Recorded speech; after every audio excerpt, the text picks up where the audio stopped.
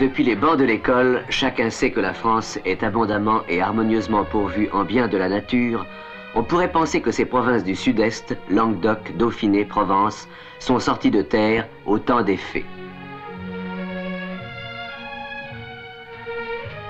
Qu'il s'agisse des chatoyants contreforts alpins, des verts tapis du lit de la Haute-Loire, des gorges de son sauvage affluent l'Allier, des Cévennes, leur commune source, de tous ces merveilleux paysages qui défilent ici, ou bien encore de l'éclatante dentelle haute en couleur du littoral méditerranéen, le touriste, même averti, passe de surprise en émerveillement.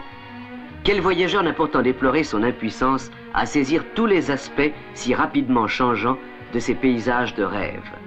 L'un, dans son auto, ne pouvant quitter la route des yeux, ne gardera qu'un souvenir fugace des beautés qui le cernent de toutes parts. L'autre, en chemin de fer, voulant jouir du spectacle qui lui est offert, va de son compartiment au couloir et vice-versa, pas toujours avec succès d'ailleurs.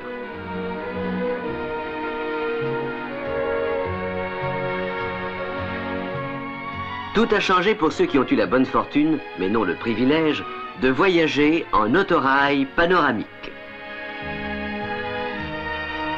Étrange sensation que d'embrasser à bonne hauteur et d'un regard circulaire ces panoramas grandioses, de les voir s'animer et comme se forger sous nos yeux.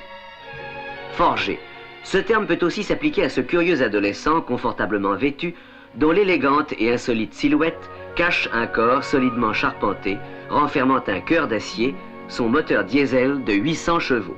Une fois de plus, des Français ont véritablement innové. Nous voici dans le hall de montage du constructeur, où s'étire la chaîne des 10 autorails panoramiques commandés par la SNCF, encore à l'état de charpente, plus ou moins habillés.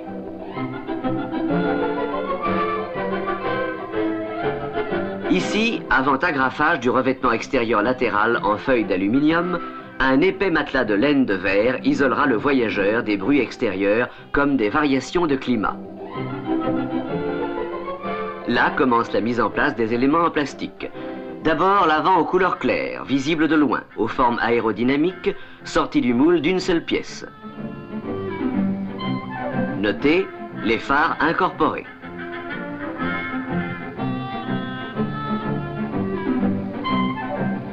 Puis les 4 éléments constituant le dôme, chacun formé de 2 coques, l'une extérieure, l'autre intérieure, soudés ensemble dès leur sortie du moule pour ne constituer qu'un seul corps creux très rigide malgré sa légèreté exceptionnelle.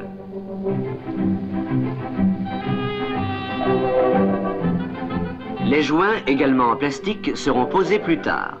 Technique véritablement révolutionnaire à l'honneur de la Régie nationale des usines Renault.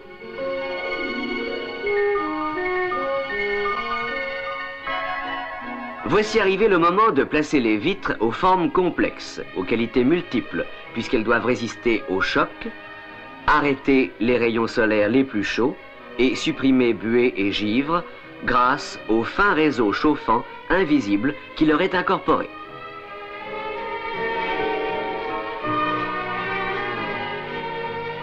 Et hop, voilà en un tour de passe-passe leur montage ultra rapide dit à la ficelle. Le retrait de celle-ci provoque le sertissage sur la face de l'anneau de caoutchouc qui entoure la glace. Mais que d'efforts pour la mise au point de la méthode. Logé sous le plancher central à côté du moteur diesel, autour maintenant de l'appareillage électrique, centre nerveux.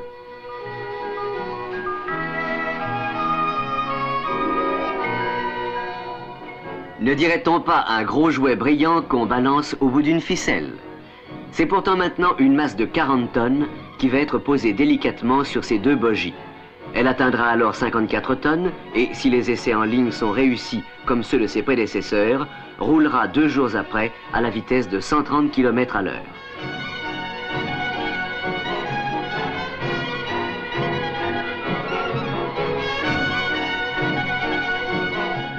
Mais avant la sortie d'usine, un dernier contrôle à marche lente est opéré. Sur le radiateur ventilé qui évacue l'excès de chaleur au moteur diesel de 800 chevaux, accouplé à la génératrice qui fournit l'énergie électrique au moteur de traction, sur le compresseur d'air et enfin sur la batterie d'accumulateur. En somme, poumons, cœur, vaisseau, ayant donné toute satisfaction à cette ultime auscultation, on procède maintenant aux essais statiques. Dûment lesté, c'est la pesée en charge. Parfait, le résultat est conforme au calcul. La différence entre roue droite et roue gauche d'une part, avant et arrière de l'autre est insignifiante, équilibre prometteur d'un excellent confort. Sur une voie volontairement inclinée, l'autorail avance lentement. Les ressorts de suspension font pencher la caisse de l'angle voulu, et cela toujours par souci du confort de ses futurs usagers. Après les essais statiques, essais en ligne sous la direction des techniciens spécialistes.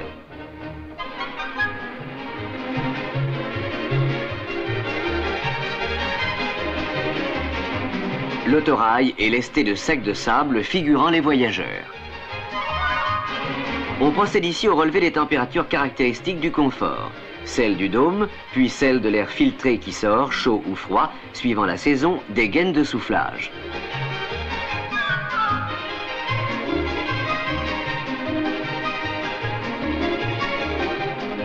Sur cette section de ligne où la vitesse peut atteindre 120 km à l'heure, on se prépare à un essai des freins.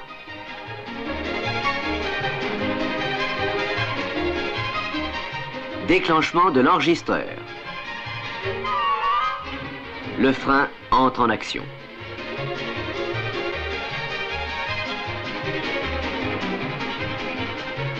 Ralentissement. Et c'est l'arrêt.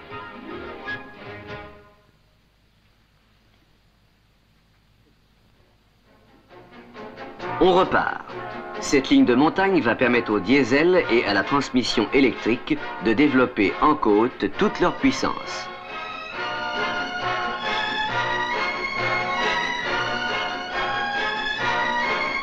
Celle-ci est enregistrée pendant la rude montée du col de la Croix-Haute, sur la ligne Grenoble-Marseille.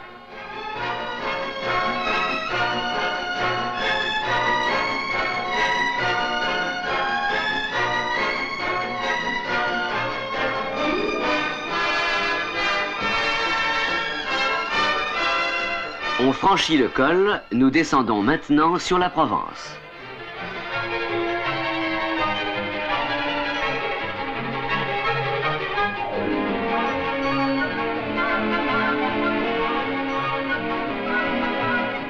Cet appareil enregistre les oscillations verticales et transversales qui se révèlent exceptionnellement faibles. Il en sera de même des bruits grâce à un plancher épais de 130 mm garni de matériaux insonorisants.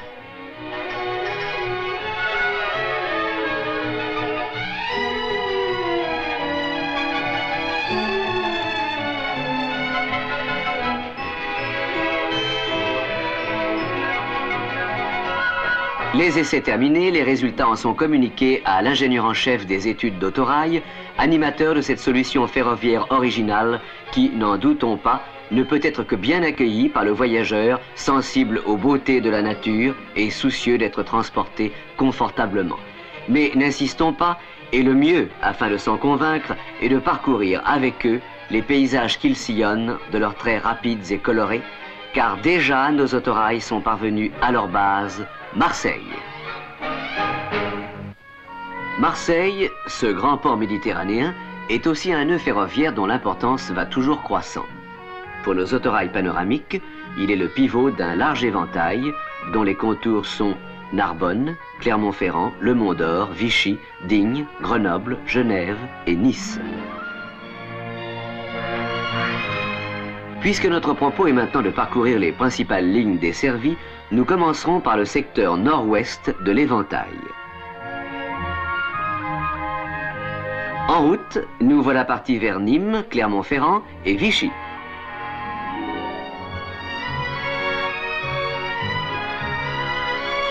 Nous traversons la banlieue marseillaise qui bientôt ne sera plus qu'un souvenir. Le soleil provençal, si spécial selon les poètes méridionaux, justifie ici l'emploi du store qui diffuse agréablement ses rayons.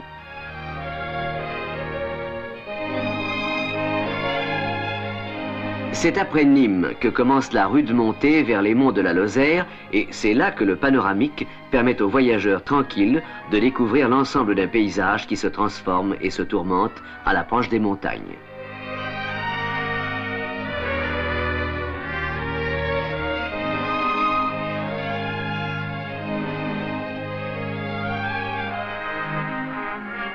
La Bastide Saint-Laurent.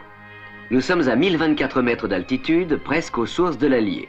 Quelques flocons de neige nous accueillent en silence, comme pour nous reposer du soleil de la bruyante Marseille, quittée quelques heures plus tôt. Non sans regret, nous laisserons ici notre confortable transport continuer sa course vers Vichy, pour aller maintenant suivre quelques méandres pittoresques du secteur nord-est sur la grande relation Genève-Grenoble-Marseille. Nous voici déjà à Grenoble, métropole de la houille blanche et centre touristique des Alpes françaises. C'est donc de cette capitale économique et intellectuelle du Dauphiné que nous partons cette fois pour rejoindre Marseille par la route ferroviaire des Alpes. Elle ne manque pas d'être fertile en panoramas sans cesse renouvelés qui doivent être admirés en toute quiétude par le voyageur, dans une douce ambiance, malgré les températures si changeantes et parfois rigoureuses du climat alpin.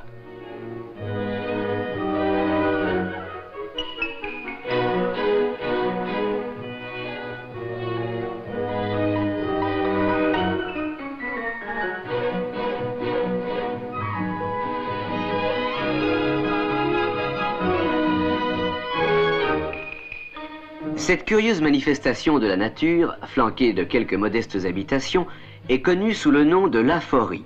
Et c'est ici que débute le caractère provençal du paysage, avant de s'affirmer définitivement à Sisteron, ce grandiose portail de la Provence.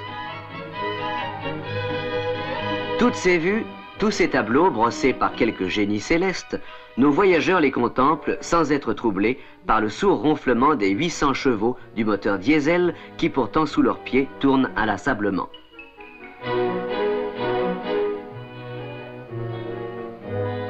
Nous approchons de Marseille. Au loin, voilée d'une brume légère, voici Notre-Dame de la Garde, la bonne mère, comme disent les enfants de la grande cité phocéenne.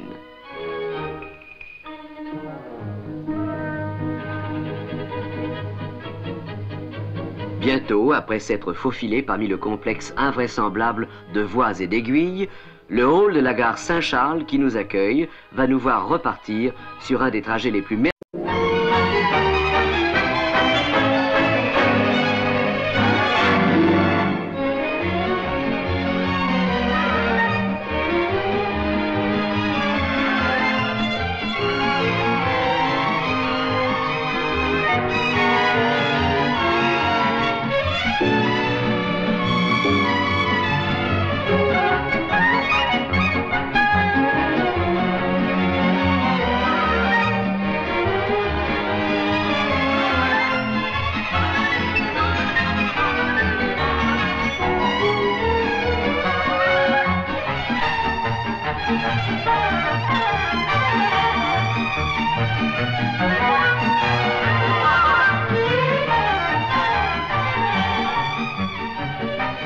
Si, depuis les bancs de l'école, chacun sait que la France est abondamment et harmonieusement pourvue en biens de la nature, on pourrait penser que ces provinces du sud-est, Languedoc, Dauphiné, Provence, sont sorties de terre au temps des fées.